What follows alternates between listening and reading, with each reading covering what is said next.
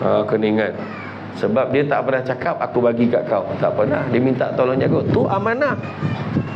Kalau orang bagi kita ambil duit kita janji nak pulangkan balik dengan keuntungan. Kenapa pulangkan keuntungan dia? Hari ini macam-macam tuan-tuan. Pelaburan hati-hati. Nampak muka Samsul Debat. Pelaburan patuh syariah. Ya. Ada gambar sana. Bayar 300 dapat ribu-ribu. Jangan percaya. Bohong tuan-tuan. Jangan. Ramai betul. Tak handsome tak apa, janji kaya. Tak ada. Tak kira lah handsome tak handsome. Tak usah lah. Ya, saya tak pernah terbabit. Saya tak pernah terbabit dengan pelaburan-pelaburan tu. Ya, tengok balik. Dan begitu juga kalau kita tengok di pesan tadi, kan? Berhati-hati supaya harta yang kita miliki benar-benar bersih dan menjadi milik kita yang sahih. Sebaliknya kalau harta tu milik orang lain, serahkanlah pada pemunya dengan rasa tanggungjawab. Jangan kita rasa, aduh balik pula dek. Sebab bukan kita punya. Kenapa kita nak marah? Bukan kita punya. Pulangkan dengan senang hati. Ni duit bahagian kau. Oi, lama betul aku simpan duit kau ni. Contoh lawan datang rumah kita, apa perasaan? Assalamualaikum, salam, pahal tu. Dulu aku nak bayar balik duit kau Duit mana? Dulu lah aku pernah pinjam kau dulu. RM500 aku pinjam kat kau, aku janji nak. Assalamualaikum warahmatullahi wabarakatuh. Alhamdulillahillazi arsala rasulahu bil huda wa dinil haqqi liyuzhirahu ala dini kullihi walau karihal kafirun walau karihal musyrikun walau karihal muslimun. Subhanaka la ilma lana illa ma 'allamtana innaka antal alimul hakim. Rabbi shrah li sadri wa yassir li amri wa hlul 'uqdatam min lisani yafqahu qawli. Alhamdulillah. Syukur kepada Allah SWT. Segala puji bagi Allah Ta'ala sekalian alam. Salam dan salam kata junjungan besar Nabi Muhammad sallallahu alaihi wasallam. Kawah kaus yang tamat mulia Tunku Besar Tampin, Tunku Syed Azman bin Tunku Syed Idrus Al-Qadri, Tunku Besar Tampin yang dikasihi. Terima kasih sudi hadir. Macam maduli malam ni sibuk-sibuk sampai juga. Bahagia bahagia Datuk Fadil. Masih banyak yang berumus tungkus memastikan kehadiran saya. Tuan Pengerusi Surau, orang Kuwait Surau, seterusnya orang yang tak biasa datang malam ni. Terima kasih banyak kan. Tapi surau ni popular, surau ni popular. Kalau siapa datang Tampin, sinilah tempat top dia berhenti semayang kan. Seterusnya juga pemimpin-pemimpin jabatan yang bersempatan hadir, tuan-tuan dan puan-puan rahmati Allah sekalian. Alhamdulillah, syukur sangat-sangat dapat kita bersama pada malam ini berada dalam majlis ilmu yang mana Nabi sebut, barang siapa mengikuti jalan-jalan ke majlis ilmu maka Allah akan anugerahkan kepadanya jalan-jalan ke syurga. Amin. Jangan lupa hashtag pergi syurga balik hari. Saya baru 3 hari sampai di tanah air, kembali daripada tanah suci Mekah dan Madinah. Saya masa di sana tak ada hilang suara, okey je kan. Lepas tu buat ibadah umrah okey je, suara okey, semua okey, tak ada demam, tak ada apa. Tapi dah sampai di Malaysia, masuk dalam kereta baru jadi tak tahu Ustaz. Suhu di sana sekarang di Mekah 37 darjah, di Madinah 35, di sini 26-27. Jadi tak perasan pula kat sana macam tu. Tapi memang sedang elok lah. Dan cuma saya gambarkan keadaan sekarang di sana, orang ramai. Tetapi kali ni saya tengok orang Malaysia tak ramai. Tak tahu, tak ramai sangat. Grup tu 20 orang, grup Malaysia ada satu tu 25 orang, macam tu je. Grup saya itu 52 orang tu lah. Biasanya kalau tidak tahu orang Malaysia IOC kan. Tapi kali ni nampak orang Malaysia kurang sikit. Mungkin dia tunggu hujung tahun ataupun mungkin tahun depan ke tak tahu. Tahun ni memang syarikat travel pun mengakui untuk bulan 10, 11, 12 ni sambutan tak berapa sangat lah. Mungkin orang bersiap sedia kan untuk simpan duit ke nak apa ke tak tahulah kan. Ramai dah bagi ke tak tahulah, macam tu lah lebih kurang kan. Dan begitu juga tak dilupakan ada juga VIP kita yang dihormati DCP Datuk Ahmad Zafir Muhammad Yusof, Ketua Polis di 9. Masih banyak kerana hadir juga pada malam ini. Jadi Kalau tadilah MC khabar malam ni tajuk rahsia dia kata. Saya je tahu. Untuk makluman semua saya pun tak tahu tajuk apa. Kan yang diberitahu Maulid Rasul lah, Maulid Rasul. Bila sebut Maulid Rasul, maknanya menyambut hari kelahiran Nabi. Ada setengah tempat tu sepanjang tahun sambutan Maulid Rasul. Selagi belum Ramadan, selagi itulah dia buat sambutan Maulid Rasul. Macam baru saya sampai daripada Tanah Suci tu, malam tu dah ada dah program Masjid Tanah Berselawat. Dia buat macam tu. Dah ada dah buat. Memang tak ada masalah pun, tak ada masalah. Kalau kita tengok hari kita cuti tu pun sebenarnya hari yang kita dimasyhurkan sebagai hari kelahiran Nabi. Tapi pandangan banyak kata bukan tu hari kelahirannya. Tapi tak apa, tak ada masalah. Kita sambut awal, kita sambut kemudian, tak ada masalah. Yang paling penting adalah memperingati hari kelahiran, sebab wujudnya manusia yang bernama Muhammad yang diperakui kehebatan dia seluruh dunia. Yang bukan Islam pun cakap Nabi kita hebat. Michael Hart kata Muhammad tu hebat. Mahatma Gandhi kata kalaulah Muhammad ni masih hidup, tentu masalah huru-hara, kecelaruan dalam dunia ni tentu tak ada. Bayangkan. Sampaikan ada tokoh-tokoh tu pula, sampailah di barat, di luar negara tu ada pula dia letakkan 20 senarai pemimpin berpengaruh di dunia, paling berpengaruh. Nombor 1 dia letak Nabi kita. Masalahnya nombor 2 sampai nombor 20 tu meraban senarai tu. George Bush, Hitler pun disusun dalam tu. Tu masalah dia. Jadi kita tak boleh nak iktiraf senarai tu. Bukan apa? Sebab nombor 2 dengan nombor 20 sampai nombor 20 tu tak layak nak susun dengan Nabi. Walaupun dia selepas tu. Kalau tidak, kalau kita iktiraf, mana kedudukannya Sayyidina Abu Bakar? Mana kedudukannya para anbiya, para rasul yang lain? Jadi itulah. Jadi kita cuma boleh tahu Nabi kita ni yang paling istimewa. Yang paling istimewa. Satu-satunya manusia yang kita sambut hari lahir dia walaupun dia dah lama tak ada. Kalau tuan-tuan berani, cubalah buat kat rumah.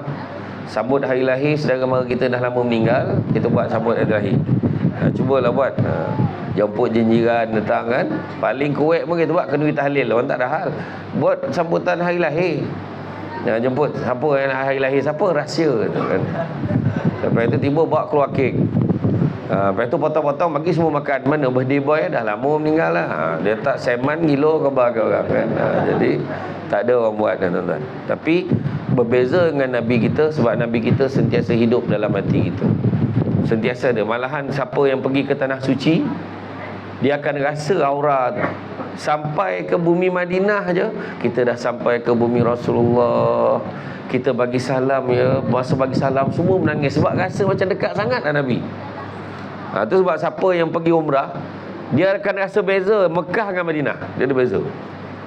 Mekah tu beramuk kau jual. Saya hari tu pergi ke Taif. Tak macam mana lorong bas tu bertombong pula dia. Jalan keluar tu juga jalan dia nak masuk. Sudah seorang ni mengalah, masuk turun bas, bantai bertumbuk lah dari bas tu. Saya lepas tu pergi sembahyang Jumaat, tinggalkanlah bas tu pergi sembahyang Jumaat. Balik sembahyang Jumaat tengok tinggal bas orang dah tak ada. Rupa dah kena angkut pergi balai polis. Dah monong ke Taif tu apa nak buat tu pergi bas tu kan. Bayangkan tu. Mengamuk ekor jo kan. Tapi bila sampai di Madinah tenang. Budi bahasa orangnya pun lain. Bila tanya kenapa dekat sini lembut-lembut berbanding di Mekah?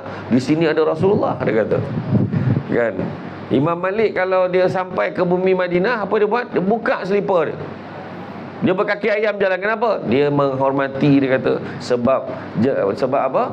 Sebab jasad Nabi Muhammad SAW ditanam di sini, gitu. Dikebumikan di bumi Madinah. Bayangkan macam tu sekali lah kasih sayangnya kan. Jadi macam tu lah kita menggambarkan kasih sayang malam ni. Malam ni kan sayang kat Samsul Debat lah.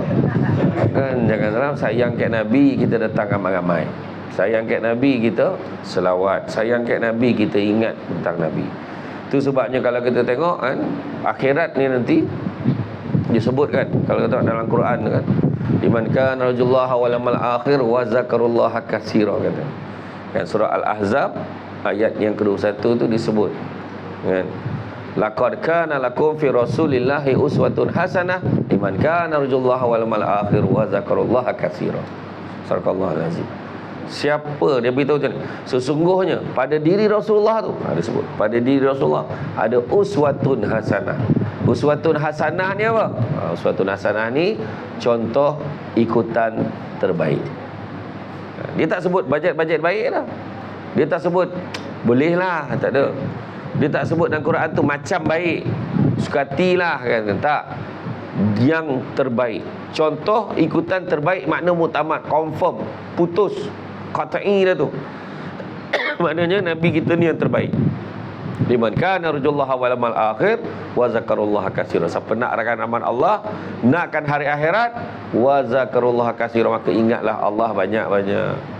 Ingat Nabi, ingat Rasul banyak-banyak, insya-Allah. Jadi dunia ni sementara sifatnya.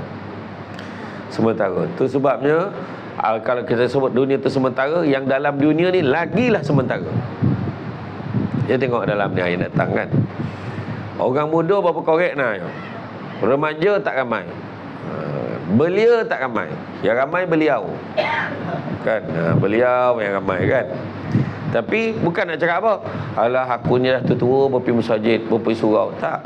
Kena ingat, bukan semua orang jumpa jalan pergi surau, walaupun surau tu depan rumah dia. Ada satu hamba Allah tu, dia pernah cakap dengan bangganya, dengan penuh sombong, bongkaknya, dia kata, mana surau? Aku tak nampak surau depan rumah dia. Apa? Timbul kulit kat mata macam ni, tertutup mata, tak nampak. Seminggu lepas itu dia dapat. Tunai Allah Ta'ala bagi. Kan, tapi nak beritahu orang bila sampai ke surau, sampai ke masjid, itu semuanya Allah bagi kekuatan kat kita ni. Syukurlah Allah buka hati kita nak pergi surau. Ada orang nak pergi surau pun fikir, aku pergi kan apa pula orang cakap. Aku dah lah tak pernah pergi, tiba-tiba pergi pula. Kan, surau kat Pakan Tampin ni tak pernah dan pergi tu. Makan seolah tu selalu teh. Dia kata contohlah kan. Dia kata katalah kan. Nampak kau dah makan medan selera tu kan. Selalu dia kata. Tapi ada tak pernah aku singgah semayang situ, tapi tak pernah pula malam, tak pernah singgah. Malam ni ramai kan dia datang. Saya tengok kehadiran malam ni tak kurang 20-25 ribu ada ni. Sebab yang lalu lalang semua saya kira. Itu yang ramai tu kan. Jadi nampak banner, dah Samsul Debat kan. Jadi bila sebut dunia ni sementara sifatnya, yang kekal abadi hanyalah akhirat. Itu sebabnya kalau kita tengoklah paling senang lah kan, paling senang. Jangan beria. Dah tahu dunia ni sementara, jangan beria dengan dunia. Jangan beria dengan dunia. Sebab akhirnya kita akan menyesal.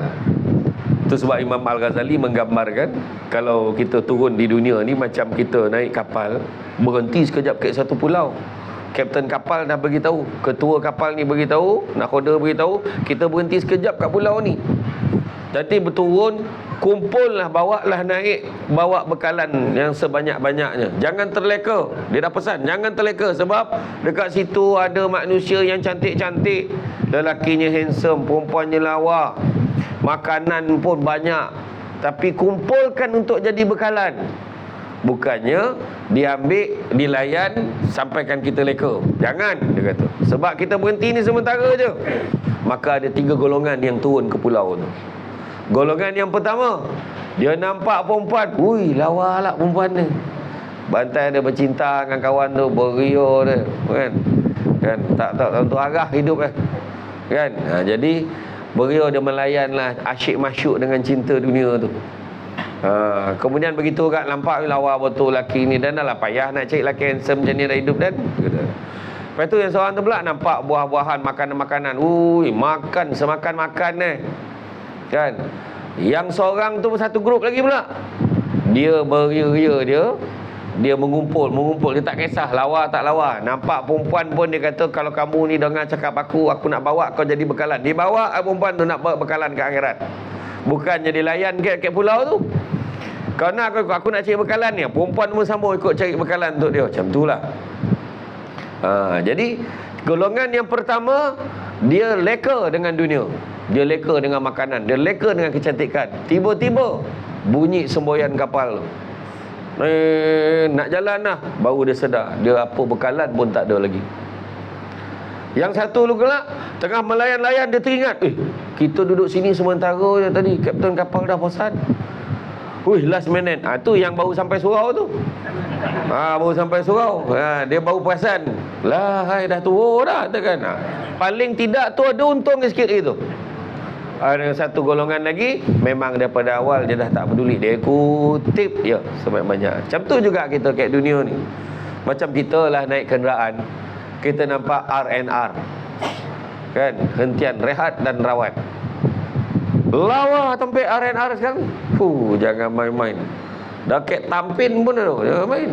Ada Taman Awam tu kan, ramai agak yang berhenti situ kan. Tapi tak ada yang berhenti. Lawa tempat ni, dia ingat nak balik rumah lah, sini tak ada. Kalau R&R tu walau cantik macam mana, orang berhenti, buang air, minum, jalan. Kebanyakan dia macam tu. Tak ada pun yang berhasrat nak menetap kat sana, sebab dia kata dia tahu persinggahan sementara. Kawan-kawan kita lah yang daripada Bangladesh tu lah kan, yang datang pergi kedai makan, dia ambil nasi, membukit nasi kan, kari, lepas tu dia bawang, balun, kontang, sekotor bogol-golek kontang, makan. Ada ayam, ada ikan semilang, tak ada dia dulik dah. Makan, rup air kosong. Air kosong, bukan air desa ni dah. Air masak, cerek tu. Minum, habis licin makan ni. Konyang, dia pun pergi kojo. Kenapa? Sebab kalau tengok baju dia pula macam mana? Baju Allah, baju merah, seluar kuning, kasut hijau, tak ada kira. Melintih pakan Tampin, pegang tangan sama jantan jenaknya, tak ada dikira tu. Lantaklah kau nak cakap apa. Dia tak peduli. Dia tak peduli. Sebab apa? Dia tahu Malaysia ni bukan tempat tinggal dia. Duit dia yang dia dapat tu tak ada, dia beli baju lelawar, tak ada. Semua hantar balik kampung dia Bangladesh. Sebab dia sedar Malaysia ni bukan tempat tinggal dia. Lepas 6-7 tahun dah ponek kojo, dah cukup lah dia rasa kan, 10 tahun dah kojo, mau balik dia tu. Balik sampai ke rumah, sampai ke kampung halaman ni, rumah dah besar, kereta besar, dengan bini-bini besar kan. Dah dia kirim-kirim duit, dia bini makan ya kan, konyang. Alhamdulillah. Macam itulah maksud, macam tu kat kita. Kita beria kat dunia untuk kita tinggalkan. Untuk apa? Kita beria untuk benda yang kita akan tinggalkan. Betul tak? Macam contohlah penceramah dan sampai masa kan tinggal tak ada, tak selama jadi penceramah. Sekarang Samsul Debat 2-3 tahun lagi dah Samsul Dobi, Samsul Debab semua ada. Dobu semua ada. Macam-macam penceramah ada. Mungkin saya ingat ni masa kecil mari tinjau ke tingkap ke surau kampung mak saya. Tengok siapa? Allahyarham Datuk Ismail Kamus. Macam ni nak masuk minta dapat. Waduh, hai best apa ramai benar tengok dia. Jap-jap golak tengok dia. Kan? Ya, tu contoh. Jadi sampai masa dia pun meninggalkan kita. Kan? Kita pun akan meninggalkan dunia ni. Yang kekal hanyalah yang kekal tu, alam akhirat tu yang kekal untuk kita. Masa itulah baru kita sedar. Tu sebabnya jangan beria-ia. Tu ayat dia tu. Bukan kata jangan ambil dunia. Nabi pun tak ada kata buang taurih dunia ni, tak. Tapi ambillah dunia sekadar bekalan untuk kita bawa ke akhirat nanti. Ya. Apa juga yang kita buat macam malam ni kan? Kita tengok surau ni, maintain. Kan? Kayu seni ukir lama masih lagi maintain. Kalau duduk tu, kalau kelabu mata tu teringat zaman dulu. Kan? Kalau ramai-ramai sujud marin dulu ni papan, ni dah simen dah lantai. Marin kalau sujud dia guru-guru gang seorang tu pula. Dia hompeh datang kan. Ya. Kan? Zaman dah berubah tetapi itu pun sementara. Akhirnya akhirat jugalah yang kekal abadi. Itu sebab malaikat Jibril kata apa? Dia cakap pada Muhammad, pesan pada Nabi itu mana pesan kat kita? Hiduplah sesuka hati kamu, kerana sampai masanya kamu akan mati. Kan? Sampai masa akan mati. Jangan terpedaya dengan muda, sebab mati tak syarat tua. Jangan terpedaya dengan sihat, sebab mati tak syarat sakit. Nampak elok, muda lelok kan, lawa macam ni tudung kan, balik rumah tidur dah tak wangkar lah, mati.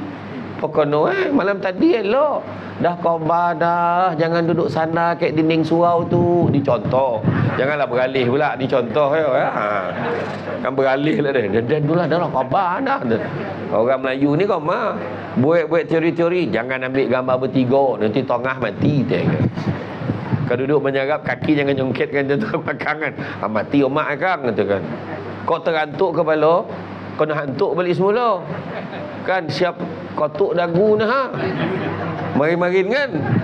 Apa orang hantuk kali kedua lagi kuat langsung mati. Macam mana kan? Ada cakap apa? Orang dulu-dulu macam-macam lah kan. Tapi bukan tu sebab ada. Bukan tu sebab ada. Kalau taklah kata mati, matilah kan. Jadi jangan terpedaya dengan muda. Jangan terpedaya dengan sehat, sebab mati tak syarat sakit. Pergi ke hospital tampin, pergi ke hospital sombat, pergi ke hospital dia tengok orang tu pakai oksigen tu. Kita bercakap tak esok lusa ni, Cik Hayat confident dia ngabarkan orang tu nak mati pun nak. Sekali dia melintah jalan depan hospital tu, tak pandang kanan dia, kena langgar ke taksi tu mati. Kan? Yang tadi pakai oksigen tu elok keluar hospital, dia macam yasin tu orang tu. Nak cakap je lah. Kita gomar kan. Gomar tuan-tuan. Meletakkan macam kuasa tu kuasa kita. Sementara. Jadi yang nak kita kerja akhirat. Tapi dalam kerja akhirat tu ada tak Nabi bagi pesan kat kita? Ada. Ada Nabi pesan. Dan bila akhirat besok, kita akan dibangkitkan dalam keadaan telanjang bulan. Telanjang. Ikutlah amalan masing-masing.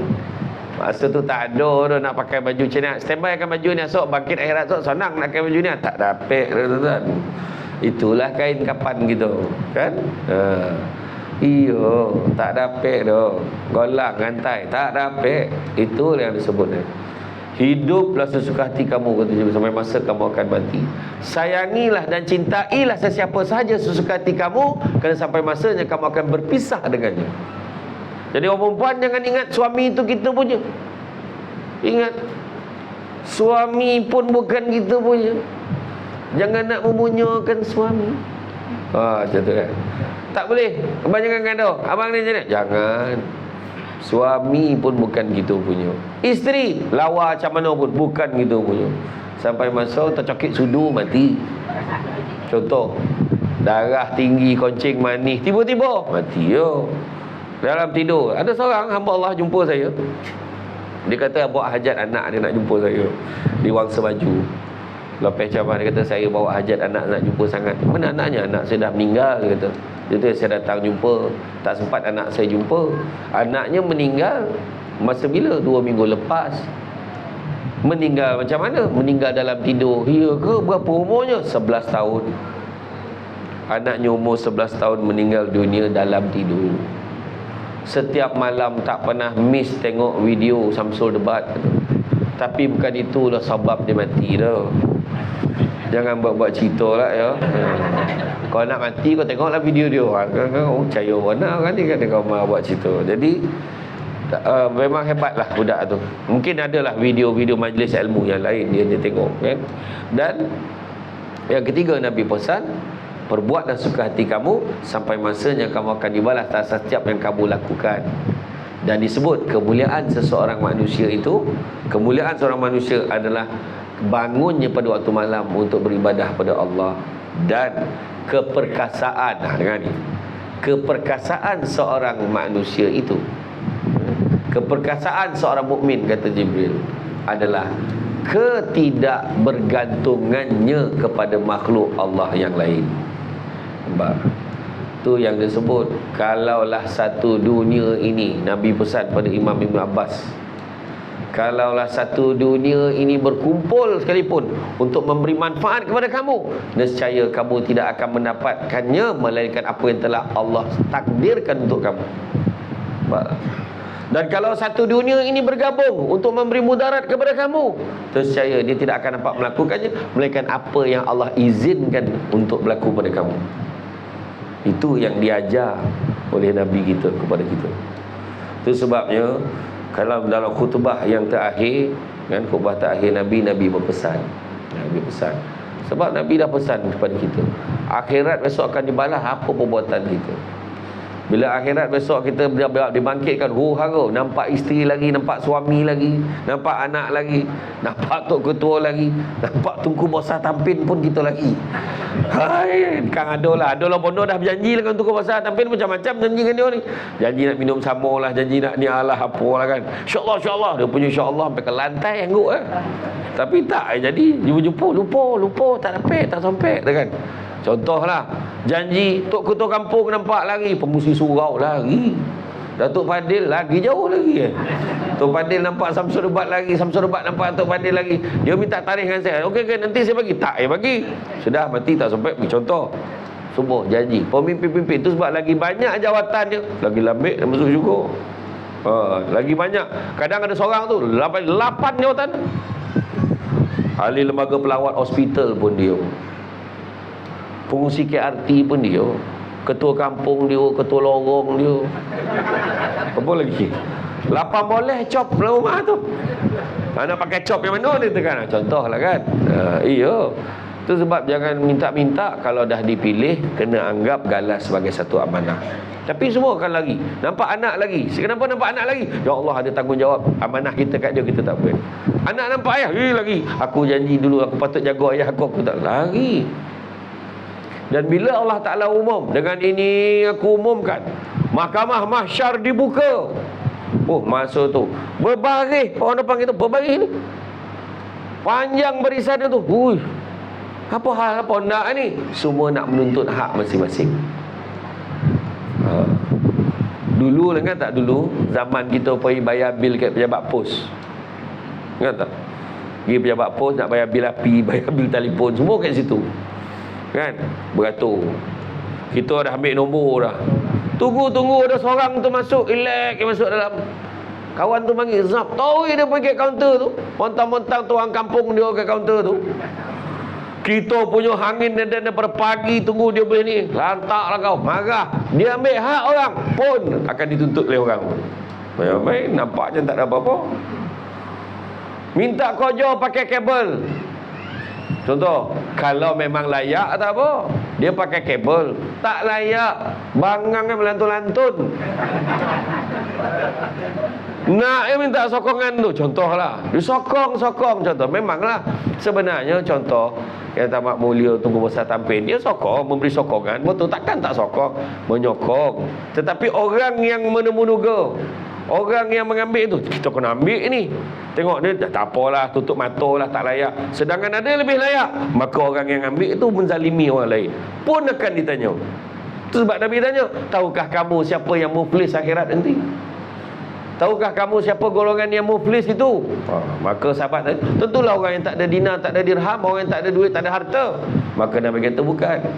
Orang yang muflis itu adalah orang yang datang pada hari kiamat membawa segala amal ibadah ni, sembahyang, puasanya, tetapi dalam masa yang sama dia menzalimi orang lain, dia memfitnah orang lain, dia mengutuk orang lain. Maka itulah orang yang muflis. Sebab yang beratur tadi, ya Allah dulu, dia datang, dia mengatakan, ya Allah dulu dia ni, kitanya pahala tadi borek je dah, ni pahala borek ni, ni dosa tak borek mana dah, pahala banyak. Hari-hari datang suruh tampil ni, sembahyang, ya Allah sujud malakap, tak bongkar-bongkar, osah baik betul. Zikir main 1000, ni 9 dia tak main lah, 50, 30 tak ada lah, 1000 tau. Lepas tu dia pun cakap, hari dulu kat dunia dia pernah kutuk aku, dia fitnah aku, ambil pahala sikit. Dulu dia zalimi aku, dia aniaya aku macam ni. Yang seorang tu pula, ambil pahala lagi. Dulu dia pernah cakap aku macam ni, ambil lagi. Ambil lagi. Sudah habis pahala tu. Habis pahala, beratur panjang lagi. Ya Allah, kenapa mereka berbaris lagi depan aku ni, Allah? Kenapa mereka berbaris ke depan aku ni? Pahala aku dah habis dah. Maka Allah beritahu, disebabkan pahala kamu dah habis, dosa orang tu pula kamu tanggung. Alhamdulillah, minta jauh. Itu sebab jangan ngomong-ngomong untuk orang. Tadi saya maafkan dah orang yang cakap-cakap pasal Samsul Debat tadi. Saya maafkan dah. Tinggilah, apalah, macam-macam cakap tadi. Dalam TV nampak tua, nampak seorang lagi tu. Tu pun saya maaf lah, siap-siap ya. Kan? Jadi apa pun tu deh keadaan dia. Jadi kemudian Masa tu kita nak cari. Masa di petang di padang mahsyar semua mencari-cari. Apalah perlindungan nak cari ni. Kita mencari perlindungan arasy Allah. Kita nakkan rahmat Allah pada ketika itu. Yang paling besar kita nak kejar pada waktu pada mahsyar ni adalah syafaat Nabi. Kita minta perlindungan Nabi, minta bantuan Nabi. Jumpa Nabi Adam kata nafsi tak pek tolong dah. Pergilah kau tu. Jumpa Nabi Ibrahim, nafsi sendiri maksud dia. Sendiri tak pek tolong. Jumpa dengan Nabi Musa, wahai Nabi Musa, bantu aku, nafsi. Tapi Nabi Musa beritahu, tak ada orang lain boleh tolong kau. Muhammad yang boleh tolong kau. Nabi kita. Jadi masalahnya jarak masa antara satu Nabi nak jumpa Nabi yang lain, jarak masa perjalanannya adalah 1000 tahun perjalanan. Dan cari ringkas cerita. Kan kau cerita 1000 tahun kan sudah tak habis siapa ni kan. Sampailah berjumpa, ringkas cerita jumpa dengan Nabi. Ya Rasulullah, bantu aku ya Rasulullah. Bantu aku ya Rasulullah. Pada ketika itulah kalau Nabi jawab umatku kemari, bertuahlah kita. Tapi kalau Nabi kata, kau siapa? Sesiolah hidup tuan-tuan. Sesio. Syafaat ni ada 3 jenis. Pertama, Nabi akan pastikan kita ni kalau dah dapatkan syafaat Nabi tu, kita dapat keringanan di padang mahsyar. 1. Kategori kedua, dapat masuk syurga tanpa hisap. Direct, tak ada roadblock, tak ada tanya dah. Kan? Nah, mudah-mudahan kita masuk dalam golongan itu. Amin. Dan yang ketiga, dah masuk dalam neraka dah. Dah masuk dalam neraka, dah kena seksa dah, sebabkan ada secebis keimanan kita kepada Allah dan Rasul. Nabi datang selamatkan kita, transfer serta merta masuk dalam syurga. Kalau yang nombor 3 tu pun tak dapat tuan-tuan, berhentilah jadi orang. Tak ada lah guna apa kerja hidup di dunia ni. Sikit pun tak ada. Tak ada. Ambillah.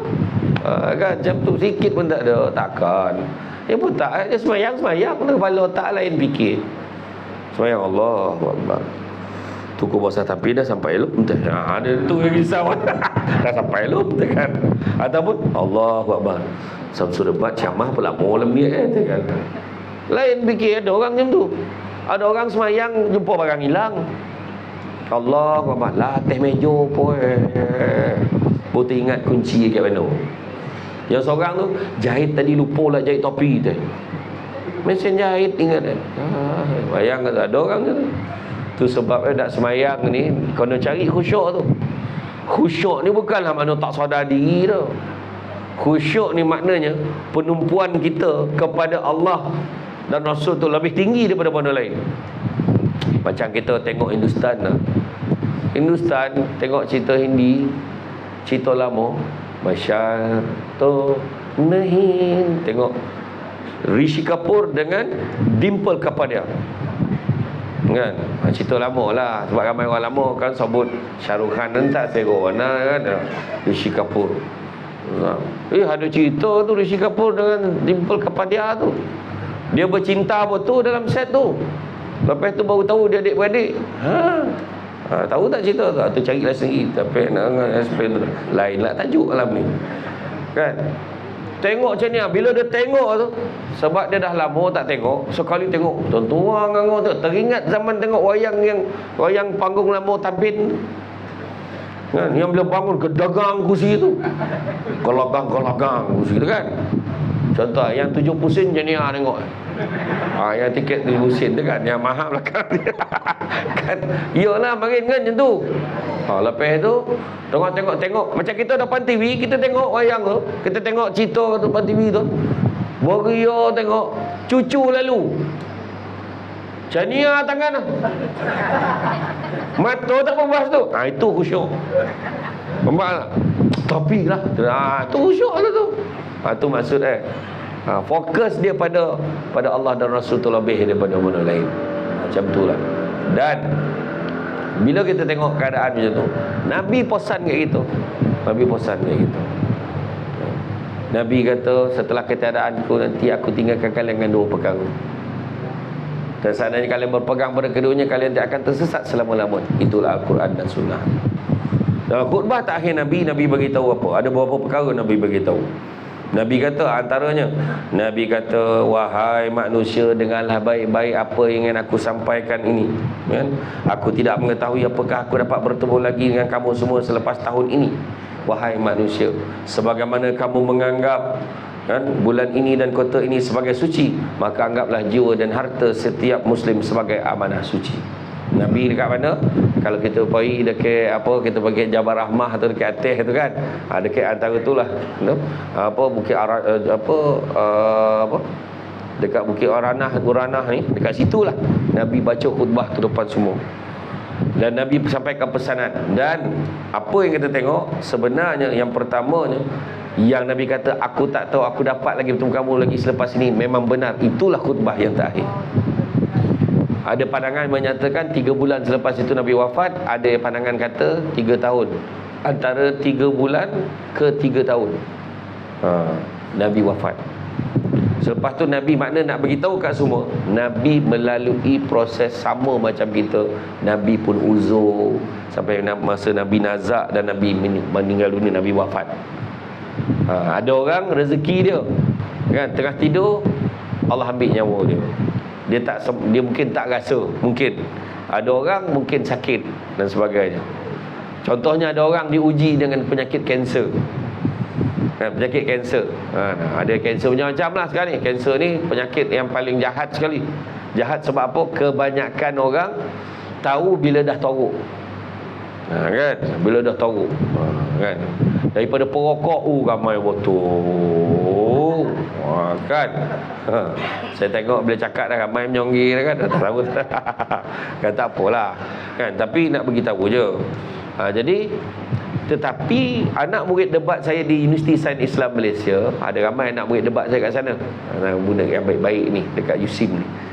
Dia orang buat kajian, lebih 90% mereka yang meninggal dunia akibat kanser, dia akan meninggal dunia pada hari dan bulan yang baik. Cuba tengok balik saudara mara kita, adik-beradik, mak ayah ke siapa yang meninggal sebab kanser, betul tak?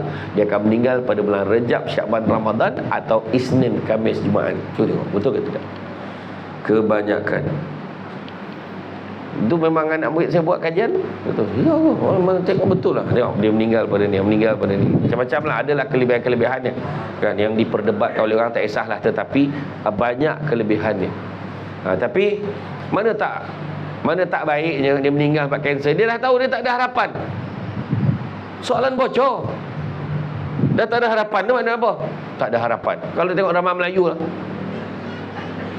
mengeleng, tak cakap dah, faham dah tu. Makna apa? Roket nak mati tu, kan. Dah tak ada harapan. Kita berdoa je lah.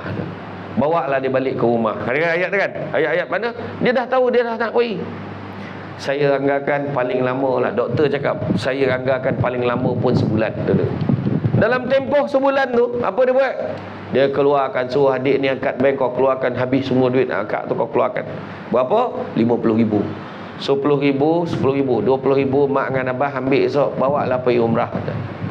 Kemudian lagi 10,000 bagi ke Alung. Alung itu dia sibuk, dia nak pakai, nak menego. Lepas tu ada balance lagi 10, lagi 10, 20,000 tu, 90,000 pecahkan 1,000 bagi dekat wakaf masjid yang nak wakaf tu bagi. Lepas tu balance lagi 1,000 tolong top up handphone. Kenapa lah? Top up handphone, dia telefon seorang-seorang, dia minta maaf, dia mungkin nak pergi tak lama lagi. Bukankah itu kematian yang dicemburui? Dia bersedia dengan kematian dia. Kita yang perasannya lama lah ni, lambek lagi, kan. Siap tak nafas, boleh lah ni, kan. Belum tahu dah, kan. Macam tu lah. Jadi dalam keadaan itu, maknanya tu Nabi pesan orang yang paling cerdik adalah orang yang tahu dia akan mati dan bersedia dengan kematian. Itulah orang paling cerdik. Dan begitu juga Nabi pesan, peliharalah jiwa, harta dan maruah umat Islam sebagaimana kita memelihara. Kalau kita buat baik ni dengan orang pun baik-baiklah dengan kita, kan? Jangan ingat kita je, tetapi harta dan amanah umat Islam yang lain itu adalah merupakan satu amanah yang suci. Maknanya contohlah, macam tadilah kita tahu Datuk DCP, ketua polis kita ada kan, dia pegang amanah tu. Amanah tu jaga orang ramai, bukan jaga diri dia, Itu pun amanah yang suci. Itu kono jaga. Jadi ketua kampung, kono jaga. Jadi ketua keluarga, kono jaga amanah yang suci. Ni jaga ni, jiran-jiran kita, amanah yang suci kono jaga. Hal yang bukan hak kita, jangan kita ambil. Orang kampung dulu-dulu kan kau mau tanah kan. Kita tanah lot taklah besar warna, jadi nak buat pecah sempadan. Nak buat ni apa semua tak boleh sebab kocik warna. Jadilah dia panggil tu orang istilah lot lidi. Dia buatlah batu sempadan sesuka dia ni macam ni. Dia tukang ukur tu dah buat dah. Pukul. Pukul elok. Kan? Kisah meratur dah tu habis hadil dah tu. Tengah malam diupah orang alih batu sempadan tu. Biar tanah dia besar sikit pada orang. Besar apa? 2-3 langkah. Ya lebar sikit daripada orang. Tetapi tak berbaloi sebab mengambil hak orang yang bukan hak gitu. Tu cerita kan. Tu belum cerita lagi. Kadang-kadang ada yang suami isteri ni salah seorang meninggal. Isteri meninggal, tapi dia dah tinggalkan sejumlah harta.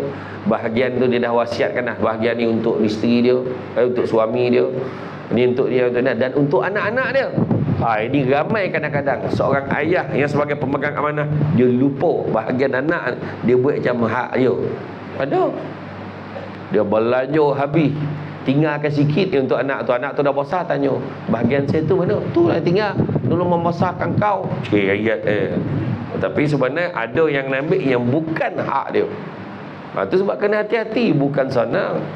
Nak pula jadi bendahari surau. Time tak ada duit senang. Time banyak duit lah, banyak cekadak kan. Semua Masa tu lah contoh malamnya. Masa tu lah dia tanya, duit banyak, aircon takkan tak ada. Dia tanya macam tu kan. Wah, dah tak bontang dah, tingkap buka lebar-lebar. Tak ya kan, kipis nah. Banyak kipis pada orang kadang-kadang hari besok kan, contoh lah kan. Tapi orang pertikaikan. Tapi kita pastikan kita jaga amanah tu. Duit tu hak tu untuk semua. Sebab ada yang saya pergi tu, untuk makluman yang tamat mulia, saya pergi ke ada satu masjid, satu surau, duit dia ratus ribu. Duit khairat sampai 50-60 ribu duit khairat. Duit kutipan surau tu beratus ribu. Habis ceramah tak ada dia bantai makan sama JK. Jamuan orang main tak ada disiap mana. Fasah betul saya kata. Kan? Saya dapat tahu macam itulah. Malam tu saya dijemput camah Tompek tu.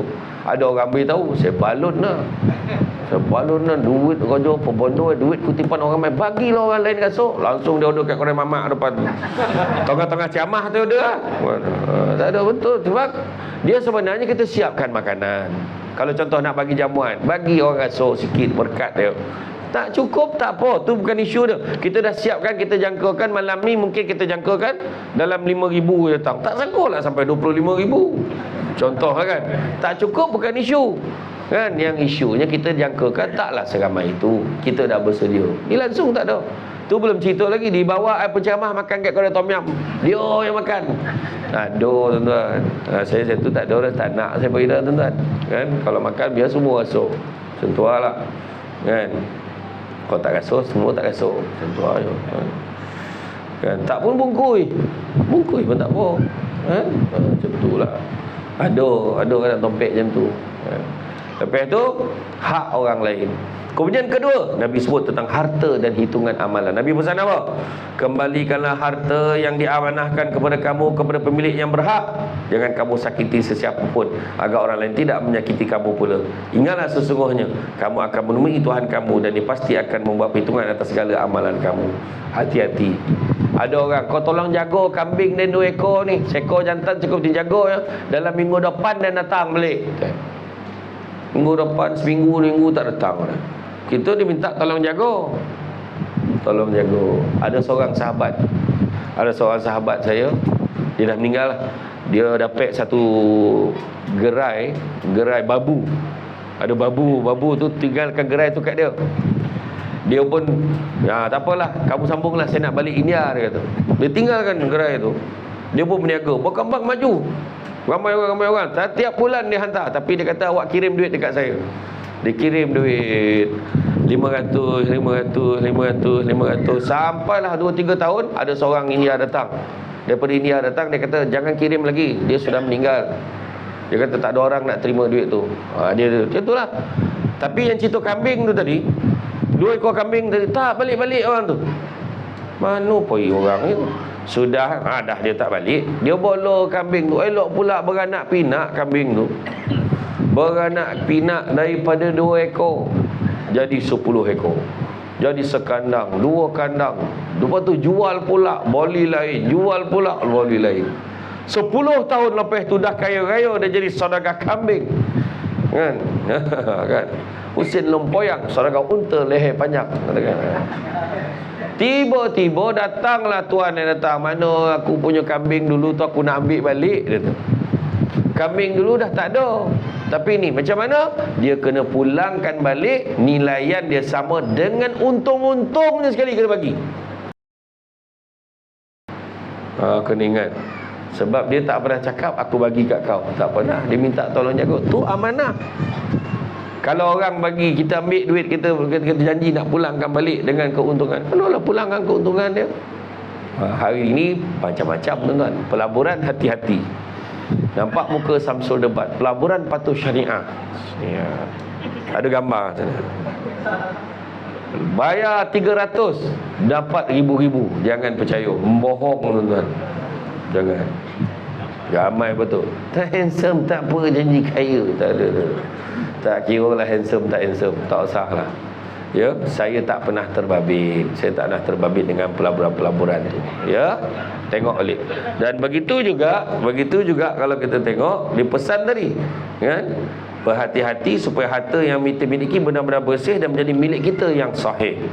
Sebaliknya kalau harta tu milik orang lain, serahkanlah pada punya dengan rasa tanggungjawab. Jangan kita rasa, aduh balik pula dia. Sebab bukan kita punya. Kenapa kita nak marah? Bukan kita punya. Pulangkan dengan senang hati. Ni duit bahagian kau. Oi, lama betul aku simpan duit kau ni. Contoh lawan datang rumah kita, apa perasaan? Assalamualaikum, salam, pahal tu. Dulu aku nak bayar balik duit kau. Duit mana? Dulu lah aku pernah pinjam kau dulu. RM500 aku pinjam kat kau, aku janji nak bayar balik RM1,000. Ada 20 tahun lepas. Ui, lama betul tu. Ambil sekejap. Macam mana hati kita menerima tu?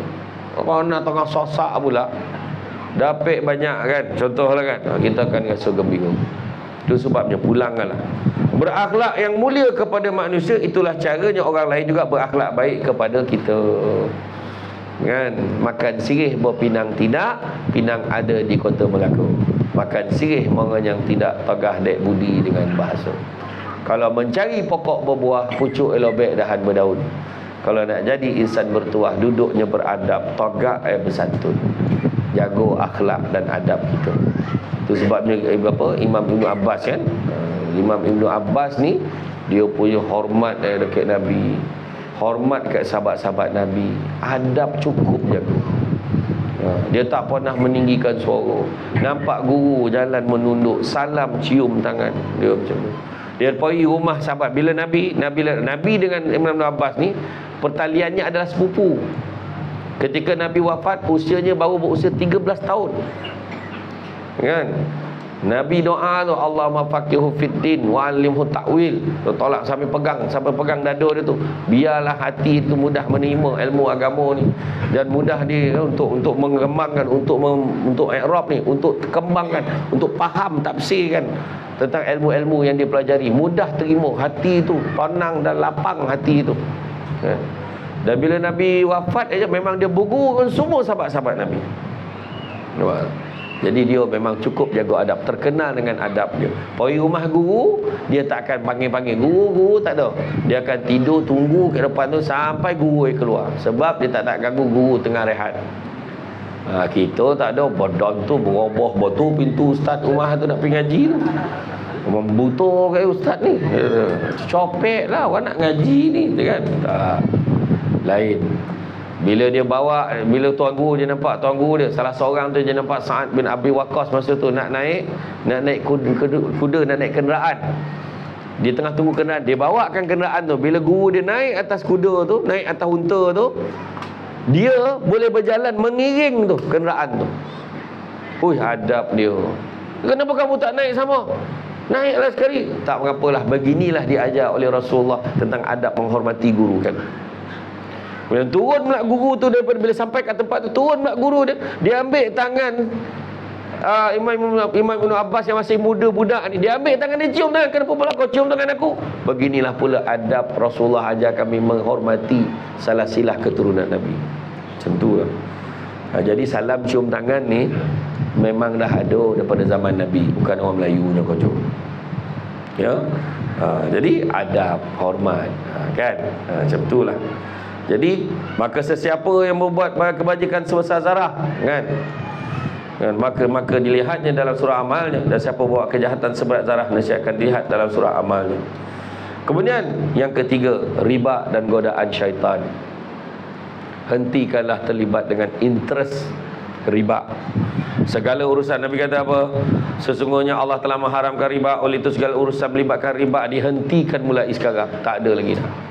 Itu pun ada orang kita cakap, memang betul lah sistem perbankan Islam tu tak ada interest, tapi charge perkhidmatan dia tinggi. Lagi baik pakai bank biasa. Orang yang sebut ni suruh ucap balik semula. Sebab ni hukum Allah. Walaupun charge perkhidmatan tu nampak tinggi sikit, tapi dia tetap sifatnya dah diakadkan dah. Sedangkan yang interest ni banyak spekulasi, spekulatif sifatnya. Dan macam-macam lah. Kau jap naik, jap turun. Kau ekonomi tengah teruk, pantai yang tinggi, pita pun orang bayar.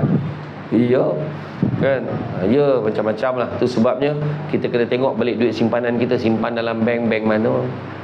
Sekarang ni boleh kata hampir semua bank dah ada dah produk perbankan Islam.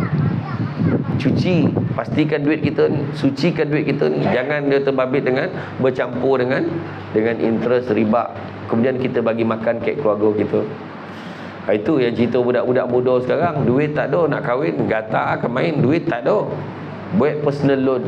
Personal loan dah ada interest pula tu. Dengan duit itu memulakan pembinaan keluarga. Jangan. Banyak tu. Kan? Jadi, dan begitu juga hati-hati dengan godaan syaitan. Nabi pesan apa? Nabi kata sesungguhnya mereka memang berputus asa untuk menyesatkan kamu dalam perkara-perkara besar, namun mereka tidak pernah berputus asa untuk menyesatkan kamu dalam perkara-perkara kecil. Itu setan dia tu lah. Kan? Dengar Allahu Akbar, Allahu Akbar. Masa tu tengah syok tengok drama, melastik ke hatimu. Kan drama Melayu. Apa drama sekarang? Tak apa drama sekarang, macam-macam lah drama ketujuh. Tu yang saya heran tu. Dulu, zaman dulu drama bersambung ni drama Cina.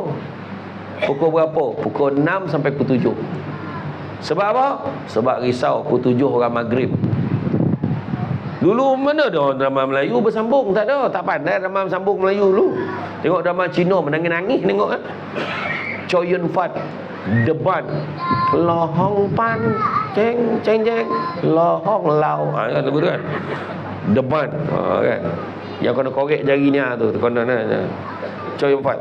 Pukul 6 sampai pukul 7. Pukul 7 habis. Sebab pukul 7 Maghrib. Mana ada cerita pukul 7? Orang mengaji je makin. Tiba-tiba sekarang heran, drama Melayu pula pasang time Maghrib. Yang paling best tu mencatat kutipan, rating, tontonan tertinggi. Bayangkan tu berapa ramai orang yang terpedaya pada waktu Maghrib. Setan pun tepuk tangan. Yes dah. Tak payah senang kau Jordan. Allahu Akbar, Allahu Akbar. Kita tengah tengok drama, alamak Maghrib lah. Setan pun bisik. Dia tak suruh kita jangan semayang. Dia kata tak apa, kau jap beli semayang lah, tunggu iklan. Awak pun juga tak, yo pula lah, tunggu iklan terus sedap lah. Ya, tengok mak mentua mak leha tu. Sekali iklan, balalah dia masuk dia bilik air, ambil wuduk, sembahyang, Allahu Akbar, bismillahirrahmanirrahim. Bunyi lagi sekali bisik setan tu, macam dah habis iklan tu. Langsung sembahyang maghrib 1 rakaat je. Sah pun tu. Nampak?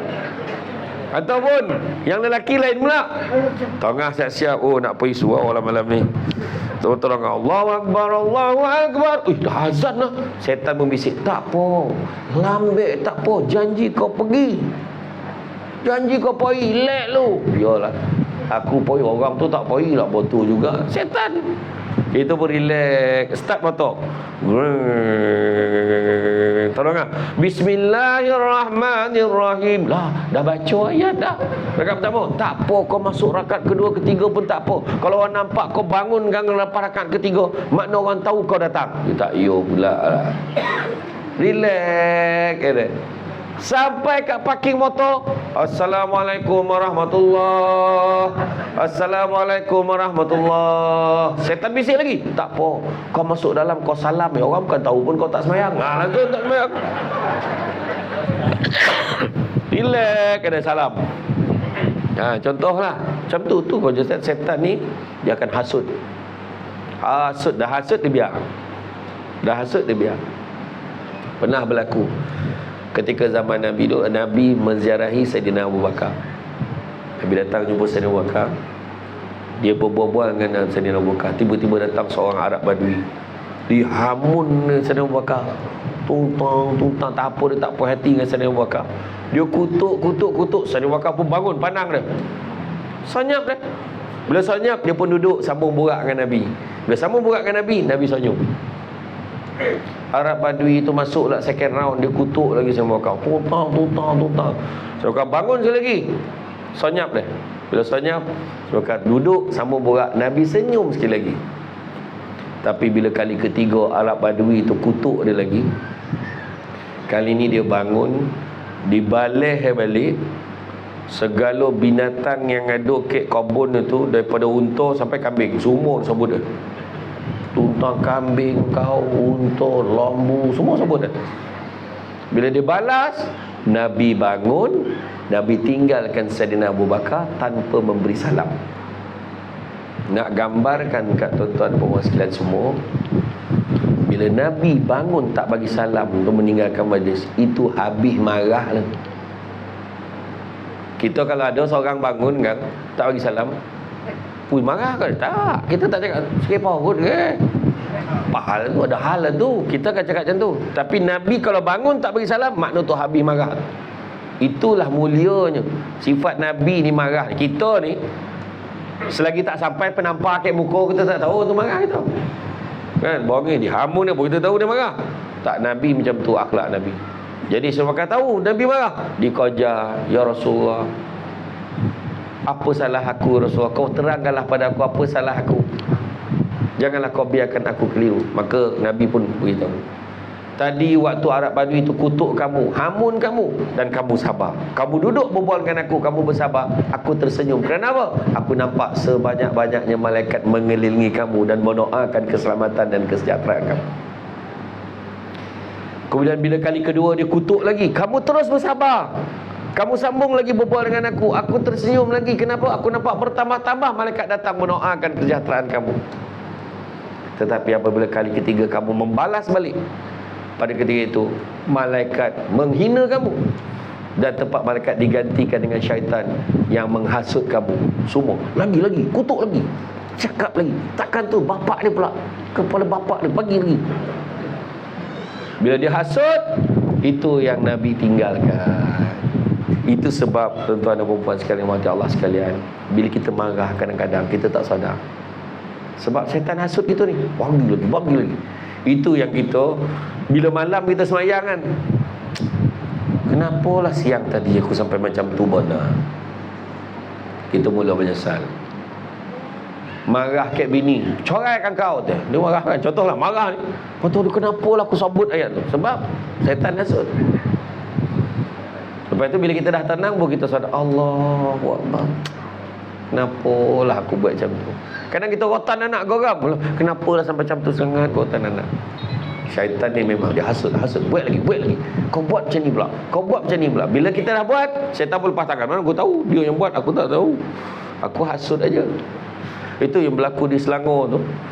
Yang budak perempuan tu, yang mengandung tu, yang ditikam, dibolah perut, keluarkan janin, buang janin tu, dia dibakar pula malam tu. Esok pagi datang lagi bawa minyak, siram, bakar lagi. Macam mana boleh tahap macam tu? Sebab syaitan dah bisik kat dia. Dan bila dah kau dah tangkap, baru dia sadar, kenapa lah aku buat macam tu? Syaitan kata, mana aku tahu dia yang buat, aku cakap ya. Itu kerja syaitan. Dia akan menghasut. Paling best dia hasut time sembahyang. Itu memang time sembahyang. Allah, betul tadi jumpa barang hilang tu. Jadi tak rombongan minggu depan ni? Semua tanya. Dan yang paling gomar tu, kita ambil wuduk tadi okey, dah semayang ni, dia tiup telinga gitu, dah gatal. Macam tu, gatal. Tadi tak ada. Lepas bagi salam tak ada gatal, nak duduk elok, tak ada gatal macam gatal dah. Waktu semayang ni, kat pelipat-pelipat ni favourite ni. Colah ketiak favourite. Colah kangkang ni favourite. Dia tiup hidung kita, mak. Jadi gatal. Lepas tu nak garu lah tu. Nak garu ni, kita slow. Allah dah rukuk dah dah. Copek lah rukuk dah kan, tak sampai tu. Telinga kata Sami Allahu liman hamidah, dia kan sampai dia garu. Tapi tompek favorite dia celah punggung. Itu paling favorite. Itu ibarat stabak kat setan tu. Wah, contoh lah. Dia lepak kat situ, dia tiup tu yang confused tu, kontut ke tidak ni. Itulah cenyar. Jadi Nabi kata apa? Kalau kamu was-was tu, pedulikan setan tu. Setan. Setan. Tapi kalau dah membobok bunyi itu tak ada setan tu. Bam, setan ni belakang tu kau lah setan tu. Ngadap pukul betul. Kan? Dia dua rukun kontut ni salah satu. Rukun kontut ni salah satu. Tak bau bunyi tu. Kadang sap, aduh bunyi kuih pula kan. Kuih dia nahan kan. Langsung bunyi. Ataupun tak bunyi. Selamat tak bunyi. Sap mak bau menyinggah bau. Hilang ayat imam depan. Contohlah kan. Tapi bukan kat sini cerita ni, topik lain. Iya, tu cerita. Jadi makna kata syaitan memang kerja dia akan menghasut. Buat dia. Bergaduh adik-beradik, itu gamar dia. Putus silaturahim, gamar dia. Itu sebab kita kena jaga. Kan? Ingatlah tipu daya syaitan, kerana dia sentiasa ingin menyesatkan kita, dan dia adalah musuh yang nyata. Begitulah seperti mana dalam surah Yasin ayat 60 yang disebut alam ahad ilaikum ya bani adam alla ta'budu syaitan innahu lakum aduwwum mubin. Bukankah aku telah perintahkan kamu wahai anak-anak Adam supaya kamu jangan menembah syaitan, sungguhnya ia musuh yang nyata terhadap kamu. Dan kemudian seterusnya apa pesan Nabi? Nabi juga pesan tentang beribadah. Nabi suruh kita jaga solat, Nabi suruh kita puasa, Nabi suruh kita tunaikan zakat, Nabi suruh pergi haji kepada yang mampu. Pergi haji pada yang mampu. Umrah sunat pula dah.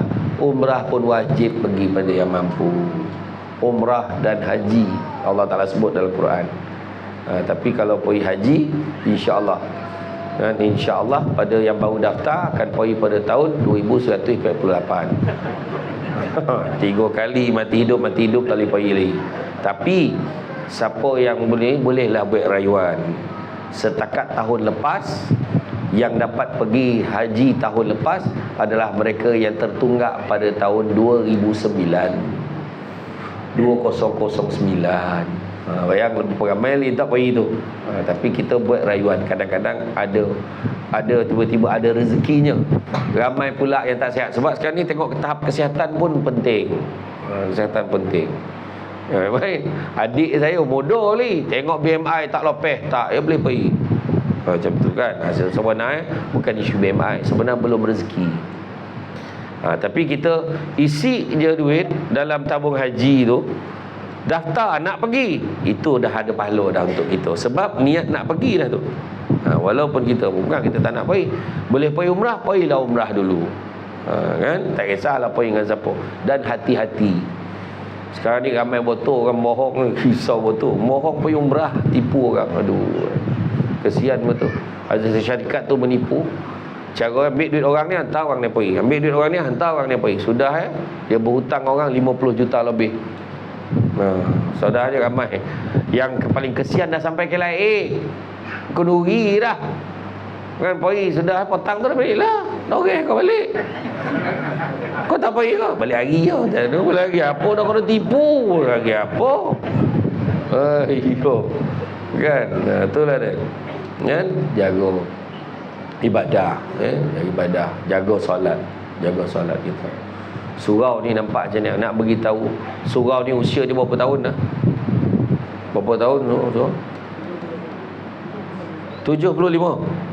75 tahun dah usia surau. Macam tu lah dia. Nak menunjukkan Islam ni kan, daripada dulu dah mengajar kita suruh semayang, jaga solat. As-salatu imaduddin. Solat tu tiang agama. Kau tak jaga solat, tiang lain lagi tak boleh jaga. Kan?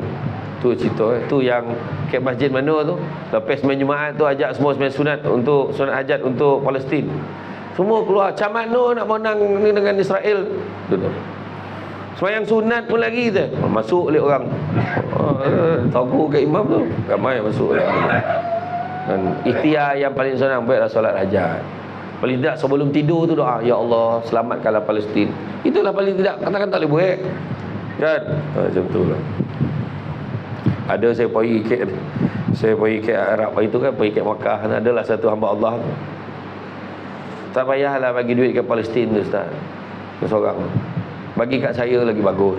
Nama pula yang bagi kat Palestin kan capek nak kiamat lah pula dah ayat dah. Macam tu je, polik pun tu. Aduh, cakap macam tu. Macam tu lah, baiklah.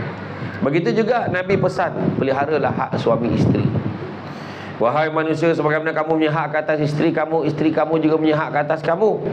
Sekiranya mereka menyempurnakan hak mereka ke atas kamu, mereka juga berhak untuk diberi makan dan pakaian dalam suasana kasih sayang. Tanggungjawab suami kepada isteri, mas kahwin, nafkah bagi. Kedua, pergaulan yang baik. Tanggungjawab isteri terhadap suami, taat pada perkara yang bukan maksiat, tidak membenarkan sesiapa masuk dalam rumah dan tak keluar rumah tanpa izin suami. Kena ingat tu, orang perempuan jangan pandang ringan. Alah, dia pergi mana boleh, takkan kita tak boleh. Alah, baik. Ada perempuan macam tu. Bukan orang tampil tu dah, tempat lain. Dia tu elok, lepak, mengangkang kat kedai tu. Kita ni takkan keluar tak boleh. Tak ada jawab betul. Tak sama. Orang perempuan minta izin, tanya, bang, nak lepak jap mah leha, boleh tak? Berapa lama? Kalau tak adalah lama mana, dalam 2 hari je khabar contoh. Contoh. Suami khabar, janganlah lama nak.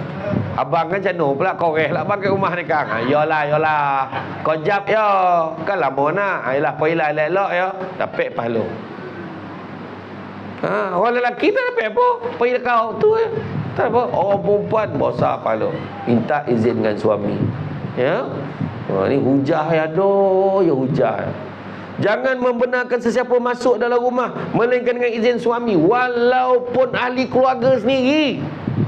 Minta izin. Abang, ni mak abang ada depan rumah ni, boleh tak dia masuk? Ui, homak dan tu biarlah dia masuk. Tak ada, saya kena tanya abang dulu, ni rumah abang. Walaupun rumah tu tanah pusaka, tanah adat nama isteri dia, tetap dia kena minta izin suami dia. Abang tengok kat geran tanah tu nama siapa? Nama Asep. So please, my, cakap orang putih ni. Abang jangan main-main Saya bila masa beli halau abang, jangan. Ada orang perempuan yang marah, dia halau lelaki, pergi keluar, rumah ni nama siapa? Salah, tak betul.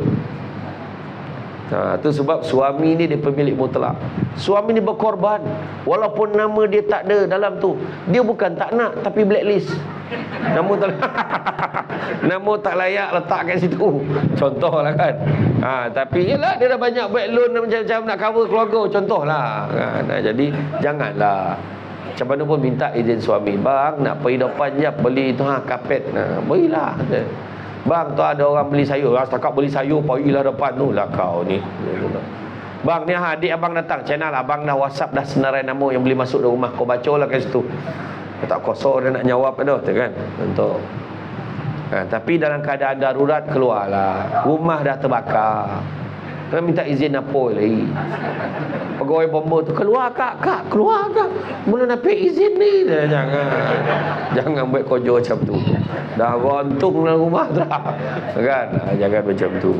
Ya. Tapi ayat yang Nabi sebut tu, bagi makanan, pakaian, suasana kasih sayang. Bagi nafkah tu, mesti dengan suasana kasih sayang. Bagi duit, sayangku, sudilah kiranya menerima duit nafkah pada bulan ini, menginsafi ceramah Samsul Debat malam tadi. Sudilah terima, tak adalah banyak warna, sudilah terima. I love you. Isteri pun cakap, I love you too. Abang, dia pun tinjau dalam. Setakat RM20 tak payah bagilah bang. Jangan macam tu. Orang perempuan tak boleh macam tu. Kalau RM20 lah. Alhamdulillah abang, ni abang bagi RM20 ni, abang ni ada duit ke tidak? Janganlah abang bagi duit kat saya, abang tak ada duit belanja pula nanti. Tak apa, hari ni abang ada sikit, abang bagi sikit. Nanti besok abang ada banyak, abang bagilah banyak. Doakan abang ya. Abang tak pernah henti doa ini untukmu. Macam tu. Ataupun kalau suami mampu bagi, kan, suami mampu bagi, nah ambil lah, tak adalah banyak sangat, dalam 2,000. Setuju tak perempuan? Setuju tak? Tengok. Contoh apa nama terduitan. Ini pun contoh, belum betul-betul dah. Tapi yalah, setujulah dah bagi 2,000. Tapi orang perempuan kalau dia kerja, dia boleh, kalau dia tak nak, abang 2,000 ni saya tak nak, tak apalah, abang simpanlah. Saya pandailah saya cari sendiri. Yang penting abang jaga keluarga kita baik-baik. Orang lelaki jangan risau, itu tak akan berlaku. Tak ada mana dia pulang balik duit tu. Jadi sebelum bagi, fikir dulu. Tapi kalau lelaki nak bagi, bagi dengan kasih sayang. Itu pesan Nabi tu, bagi dengan kasih sayang. Bukan main bagi je. Kemudian pergaulan yang baik ni juga, taat dalam perkara yang bukan maksiat dah dipesan. Jaga kemuliaan maruah dan harta suami, jaga. Jangan buruk-burukkan suami kita. Jangan kita jatuhkan maruah suami kita, jangan. Orang perempuan ni senang masuk syurga. Begitu juga yang kelima, muasyarah dengan isteri dengan cara yang baik. Jadi makna kata, layanilah wanita kamu dengan baik dan melemah lembutlah terhadap mereka, kerana sesungguhnya mereka adalah teman dan pembantu kamu yang setia. Lemah lembut dengan isteri, jangan kasar-kasar. Itu Nabi dah pesan. Aku ni laki kau dengar tak tampar orang, kau nak menampar je kau jual. Jangan. Cakap dia, sayang sudilah kiranya. Orang perempuan pun lemah lembut. Kadang-kadang orang perempuan ni cakap lembut, tapi maksud itu kasar. Aduh, bang pergi mana tadi? Bang pergi Tampin je. Oh ya ke? Abang buat kereta mana? Kereta tu lah. Abang jangan lupa tau, kereta tu nama siapa? Umar. Ya kan. Oh ya, biso pula. Kau ambil lah kereta kau tu. Makak ya kan. Ayo. Lemah lembut. Dan begitu juga Nabi pesan tentang, kalaulah Nabi ni tak ada, Nabi tak ada laksanakan, Nabi tak ada, nanti Nabi suruh pegang pada dua perkara, Al-Quran dan sunnahku. Dan sunnah Nabi ni yang simple-simple. Nabi sebut, faman ahya bisunnati faqad ahabbani, faman ahabbani kana ma'i fil jannah. Siapa yang hidupkan satu sunnahku, maka dia sayangkan aku, dan siapa sayangkan aku akan bersama-sama dengan aku di dalam syurga. Jadi akhirat besok nak dapat syafaat Nabi, dua je soalan bocor ni. Pertama, sebut nama Nabi selalu dengan cara berselawat. Yang kedua, amalkan sunnah Nabi. Sunnah Nabi yang senang-senang, minum air masak. Tapi cara Nabi minum dengan cara kita minum mungkin berbeza. Nabi minum paling kurang 3 teguk. Bismillahirrahmanirrahim. Bukan nak minum sangat, tapi nak tunjuk cara. Bismillahirrahmanirrahim. 1, 2, 3. Lebih tak apa, jangan kurang. Nampak? Termak dan tertib, nampak? Tapi kalau minum macam ni,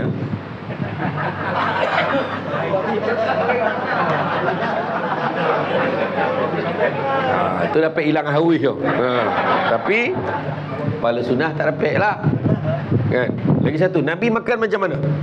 Nabi makan sebelum lapar, Nabi berhenti sebelum kenyang. Kita selagi belum kenyang jangan berhenti. Ya Allah.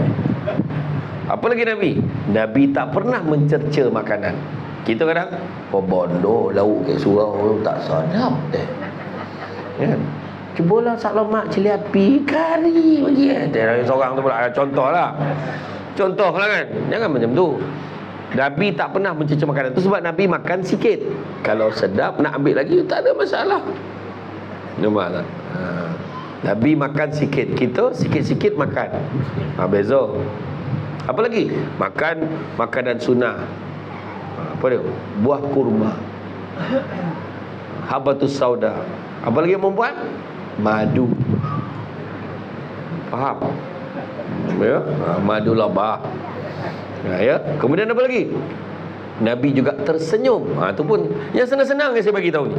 Sebab Nabi kata siapa yang hidupkan satu sunahku. Nabi tak sebut 5, tak sebut 10. Satu. Cuba daripada sekarang kita amalkan. At least satu. Minum ni ingat. Ini sunah Nabi ni kalau minum sikit ni. Nampak tak? Apa lagi?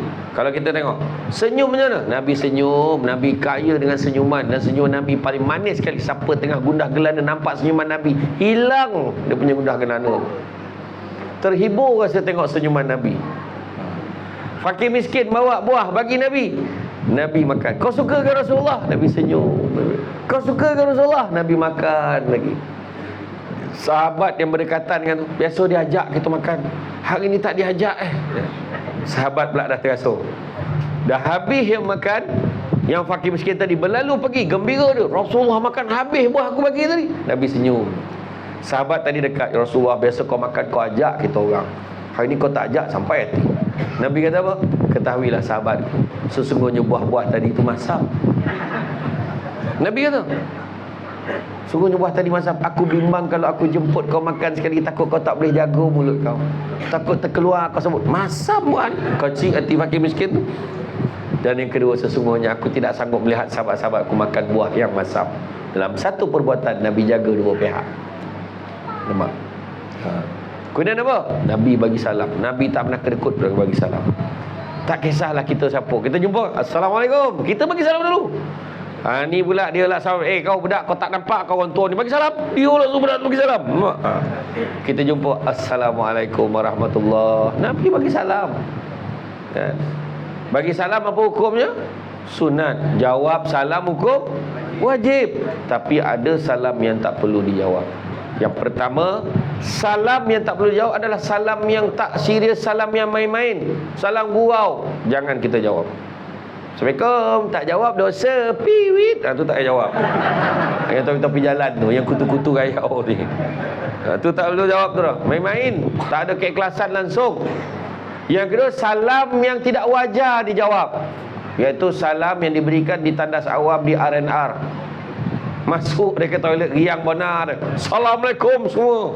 Kawan tu tengah menyangkung, salam, dia jawab kan? Tak perlu jawab.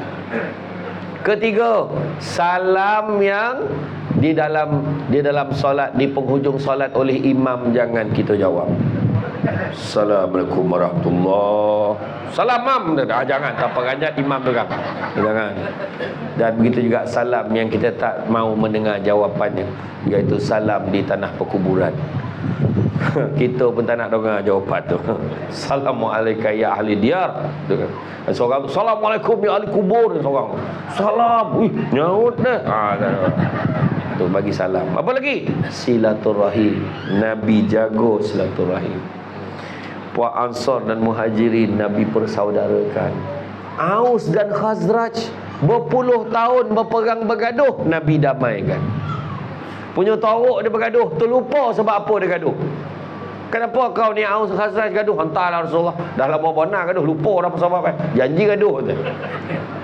Ada tak orang macam tu? Ada kadang adik-beradik dah bergaduh. Kenapa gaduh? Tak tahulah, zaman atuk mari tak apa hal tak. Biarlah dia tu. Tak, kita kena damaikan.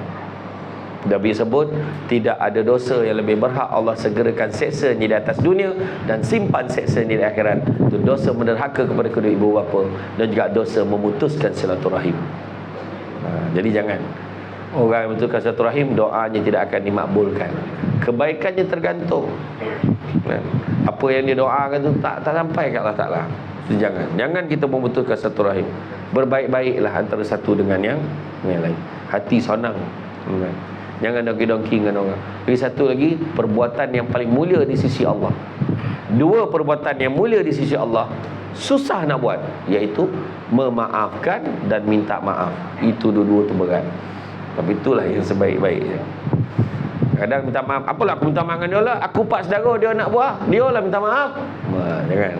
Dia bukan kira tu kita tak tahu mati bila, tu sebab kena minta maaf. Tak kisahlah salah siapa. Tu bukan salah aku, kenapa aku minta maaf pula? Ramai yang cakap macam tu. Tu belum cerita lagi satu ayat tu. Biar dia merangkak akhirat sok minta maaf mengaku. Pernah dengar tak ayat tu? Biar dia merangkak, menjala dia merangkak, datang minta mengaku akhirat besok. Ringkas cerita akhirat sok. Masuklah kamu ke dalam syurga. Wah, kita pun nak masuk. Nanti dulu malaikat tahan. Apa pula? Dulu kau pernah sobut atas dunia. Kau suruh orang ni merangkak minta maaf dengan kau dulu. Kau tunggu sini. Tak boleh masuk, tunggulah lah. Kawan tu kena seksa 1000 tahun. Ambil keluar. Jadi jangan buat-buat, ya. Minta maaf dan memaafkan. Sebab kita tak tahu kita mati bila. Salah seorang sahabat ni, masa Nabi tengah duduk kat Masjid Nabawi, ada seorang lelaki masuk. Nabi kata, lelaki tu ahli syurga. Hari yang lain tersempak dengan lelaki yang sama. Lelaki tu ahli syurga, Nabi kata. Kami dekat tempat lain, lelaki tu ahli syurga. Sahabat dah pahal pula ni. Akhirnya sahabat ni pergi mengintai, mengendap ke rumah tu, tengok apa amalan dia. Sama, bangun sama, makan sama, tidur macam biasa, semayang macam biasa. Tak adalah kelebihan amalan dia. Jadi nak tahu apa kelebihan dia, lala dia macam inilah tuan, tolonglah beritahu. Apa amalan tuan, sampaikan tuan ni Nabi boleh sebut sebagai ahli syurga. Maka dia kata apa? Dia kata, tak ada apa sangat yang aku buat, cuma yang aku ingatlah, setiap kali aku sebelum aku tidur, aku tak terlupa buat 3 perkara. Apa yang kau buat? Pertama, setiap kali sebelum aku tidur, aku niat dalam hati aku maafkan semua orang. Yang kedua, aku niat dalam hati aku, kalau aku hidup lagi esok, aku nak buat baik dengan semua orang. Dan aku niat dalam hati aku, kalau aku hidup lagi esok, aku tak nak dengki dengan semua orang. Disebabkan 3 niat ni, tuan-tuan dan sekalian, Nabi kata dia ahli syurga. Kalau kita maafkan orang, tidur berkauruh, ini nak tidur maka siap kau. Kau besok tampar garam, nak ada lasang tu. Garam mati malam tu. Tak sampai nak nampak orang. Apa? Aku maafkan dia. Tenang hati kita. Ya tuan-tuan, jangan berdendam-berdendam dengan orang, tak elok. Setan yang paling suka berdendam-dendam. Sebab jangan kita buat, ya. Jadi mana kata nak dapat soalan bocor itu tadi. Pertama selawat, sebab Nabi kata inna aulan nasi bi yaumil qiyamah aksarhum alayya salatan. Orang yang paling baik di sisiku pada kiamat kelak ada orang banyak salat pada aku. Selawat banyak-banyak, hidupkan sunnah Nabi. Beli minyak wangi, ambil wangi-wangian tu kan. Kalau kita tengok mana yang bau yang paling baik. Sebab apa? Sunnah Nabi, satu Nabi gemar pakai wangi-wangian, satu lagi sunnah Nabi, Nabi pilih yang terbaik. Contohnya, cukup bau, okey tak? Tak okey, tak okey. Kita pun ambil satu lagi. Yang ni okey tak bau ni? Yang ni okey, kita pun beli. Sebab dah tanya orang, orang pun cakap yang tu yang terbaik. Dapat satu lagi pahala sunnah. Pertama, sunnah beli wangi-wangian. Kedua, sunnahnya adalah kita pilih yang terbaik. Kalau boleh cari lah, boleh bawa solat, kan? Macam tu. Jadi, tuan-tuan dan perempuan sekalian, itulah dia. Kalau kita ceritakan, itulah manusia yang hebat, Nabi kita. Nabi dah pesan. Nanti tuan-tuan kalau ada masa lah, boleh print ni ataupun tengok dekat dalam phone tu, internet tu, khutbah terakhir Nabi. Baca satu-satu, kita tanda, yang ni aku dah buat belum, yang Nabi pesan ni? Nabi kata buat ni, dah buat belum? Kan? Dan satu lagi Nabi kan kalau kita kata ayat tadi, kemuliaan seorang manusia, dia boleh bangun malam beribadah kepada Allah. Dan bila bangun, kalau boleh menangis. Menangislah kerana Allah. Sebab itulah juga soalan bocornya akhirat besok. Api neraka tak akan menjilat orang yang mengalirkan air mata pada tubuh badannya ketika di dunia kerana Allah. Kan waktu Nabi nak bawa umat dia masuk dalam syurga, tiba-tiba terdengar bunyi yang kuat, bunyi ngauman api neraka. Kuat betul, bingit tengok ni. Nak pecah ke nak tengok ni? Ibu kuat mana bunyi? Rupanya bunyi ngauman api neraka. Berapa jarak dia? 500 tahun perjalanan. Nabi kata, demi umatku yang beribadah, berpuasa, beribadah kerana Allah, ya Allah, pergilah kau wahai api neraka. Makin okey api. Demi umatku yang bersolat, berpuasa, beribadah padamu, ya Allah, pergilah kau wahai api neraka. Makin okey. Dah, Nabi pun buntu. Macam mana nak buat ni? Sudahnya datang malaikat Jibril, dia bawa segelas air. Wahai Muhammad, kau ambillah air ni, kau siram segelas air. Nabi ambil, Nabi siramkan, reda api itu tadi. Nabi tanya, air apa kau bagi kat aku tadi tu wahai Jibril?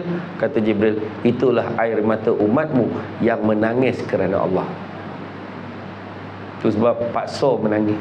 Kalau kita buka kitab Muka Syafatul Qulub pada Imam Al-Ghazali, Di bawah tajuk menangis kerana takut kepada Allah, digambarkan macam itulah. Maka ada seorang tu, masuklah kau ke dalam neraka. Tiba terdengar satu suara, ya Allah, janganlah kau masukkan dia ke dalam neraka, kerana aku saksinya dia pernah menangis kerana-Mu ya Allah. Yang bercakap tu siapa? Berkat sehelai rambut. Waktu dia menangis tu, kono ke rambut dia, rambut tu yang bersuara. Tapi malam kan menangis tak salah, dia tadah rambut tu, tak payahlah. Tapi maksud itu, tubuh badan kita jadi saksi, menangislah kerana Allah. Ya, jadi tuan-tuan sekalian, sebelum menangis lebih lagi lah kan. Cukuplah tu, cara pandang tu saya faham. Dah tonung panjang kan. Tak tiba hati dia ni Yang seorang tu dah berkali-kali sampai duduk dah kan. Kan? Jadi apa pun saya akan terima kasih banyak kan? Terima kasih banyak kepada semua, terutamanya Yang Amat Mulia Ustaz Tampin yang menghadir kami pada malam ini. Bersejarah lah malam ni. Saya kuliah malam ni, Yang Amat Mulia sudi hadir sekali. Terima kasih banyak. Jadi insya-Allah tuan-tuan sekalian, apa-apa pun sama-sama lah, walaupun sedikit kan, bak kata orang tu cantik dipandang rumah penghulu, kali itu okey dari papan. Alang-alang menuntut ilmu, sebutir pasir kombangkanlah menjadi intan. Kan? Yang sikit sama-sama lah kita amalkan dan kita sebar panjangkan kepada yang lain. Jadi tuan-tuan sekalian, itu saja daripada saya.